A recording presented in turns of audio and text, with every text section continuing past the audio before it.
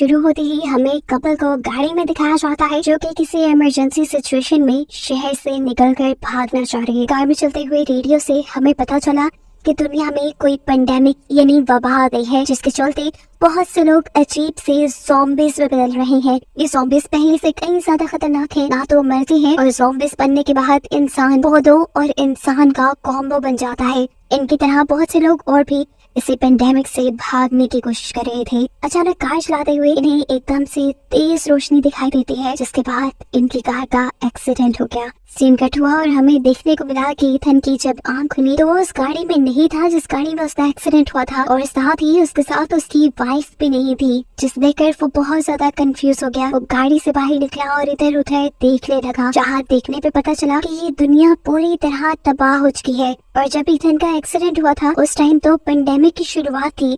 साफ मतलब है कि एक्सीडेंट के टाइम से अब तक बहुत सा वक्त गुजर चुका है और उस वक्त में इथन के साथ क्या हुआ उसे नहीं पता। वो अपनी वाइफ को ढूंढने के लिए इधर उधर निकल रहा था, तभी उसके सामने एक आदमी आ गया और उसने इथन के ऊपर गन पॉइंट कर दी। इससे पहले वो इथन को मार देता, पीछे से कोई गोली चलाकर उसे ही शूट कर देता है। ठीक ऐसा ही हुआ। सुबह उठने पर इथन को कुछ याद नहीं था और यहाँ पर मैंने उसे कहा चलो शिकार करने चलते हैं, क्योंकि घर पे खाना खत्म हो रहा है। चुपचाप इथन मी के पीछे चलने लगा और चलते हुए इस मर्तबा जिस घर में वो रह रही थी उस घर को देखकर उसे एक अजीब सी याद आई।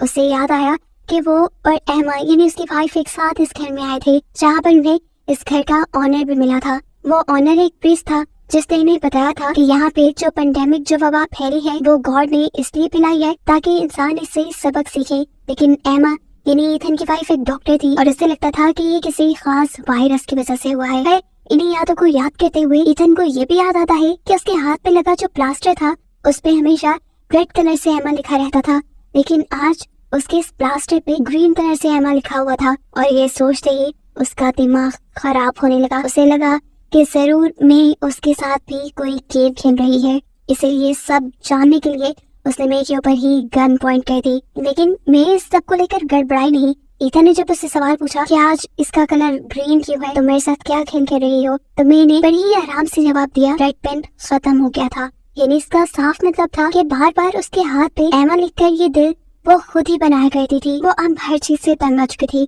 इस टाइम वो इथन को सच बता ही देती है कि इथन तुम जिंदा नहीं हो, तुम मर चुके हो। असल में गैस स्टेशन पर जब तुम्हें एक ज़ॉम्बी ने काट लिया था तो तुम भी इन्फेक्टेड हो गए थे। ये सुनकर इथन शॉक हो जाता है और फौरन अपना प्लास्टर खोलता है, जहाँ पे उसे अपने हाथ पे बहुत से छोटे छोटे प्लांट दिखाई देते हैं, जिसका मतलब साफ था कि मैं सच बोल रही थी। मैं उसे बताती है कि मैंने तुम्हें हमेशा एक इंसान जैसा बनाए रखने के लिए तुम्हें इंसानों का गोश्त खिलाया, जिसकी वजह से तुम पूरी तरह एक ज़ॉम्बी में नहीं बदले। इनका ठोकर हमें पास्ट में दिखाया जाता है कि जब वो इस घर में आए थे और प्रीस्ट से मिले थे, तभी प्रीस्ट को शक हो गया था कि इथन कोई इंसान नहीं, क्योंकि उसके अंदर कोई स्पिरिट बोल नहीं रही थी। वो कोई इंसानों जैसे एक्शन नहीं कर रहा था और ये चीज एमा छुपाना चाह रही थी। एकदम से इन सब के दरमियान में बैठे हुए इथन को चक्कर आने लगते हैं और एमा उसे लेकर वॉशरूम में चली जाती है, जहाँ वो अजीबोगरीब हरकतें करने लगा था।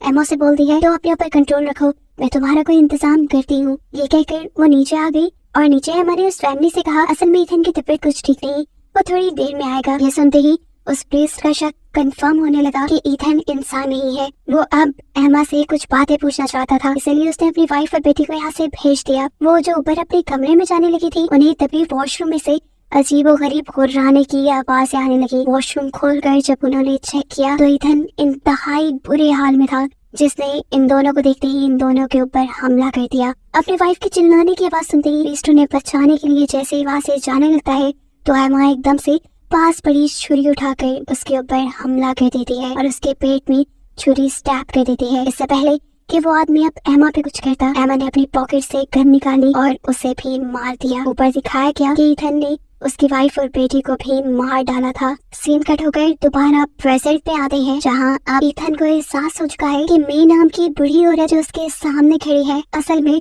वो उसकी वाइफ एमा ही है, जो अब बुढ़ी हो चुकी थी। और वो खुद अभी तक जवान इसलिए दिखता था क्योंकि वो एक ज़ॉम्बी बन गया था। एमा ने अपना वादा आज तक पूरा किया और आज तक उसका साथ देती रही। उसके लिए उसने कई लोगों की जान भी ले ली। और क्योंकि इथन को भूलने की बीमारी थी तो बुढ़ा होने पर इथन एमा को पहचानना बंद कर गया था, इसीलिए एमा ने अपने आप को मे कह के ईथन से इंट्रोड्यूस करवाया। ये सब जानने के बाद ईथन की आंखों से आंसू निकलने लगते हैं और अब एमा उससे कहती है, मैं इन सब चीजों से थक चुकी हूँ, अब मैं तुम्हारे साथ तुम्हारे जैसे बन के रहना चाहती हूँ। ईथन अपनी वाइफ एमा को एक ज़ॉम्बी बनते नहीं देख सकता था। वो इस सारे दुख में अपने आप को शूट कर देता है, लेकिन जैसा हम पहले जानते हैं कि ज़ॉम्बीज़ मरते नहीं, तो वो दोबारा से जिंदा हो गया और अब जिंदा होने के बाद उसे दोबारा से चक्कर आने लगते हैं। यानी ईथन अब उस स्टेज पे आ रहा था जहाँ पर वो एक पूरी तरह ज़ॉम्बी बन गया था और इस टाइम पर अगर वो किसी इंसान का गोश्त न खाता तो वो दोबारा इंसान जैसा ना रहता। इस मर्तबा एमा उसके लिए कोई शिकार नहीं करके लाती, बल्कि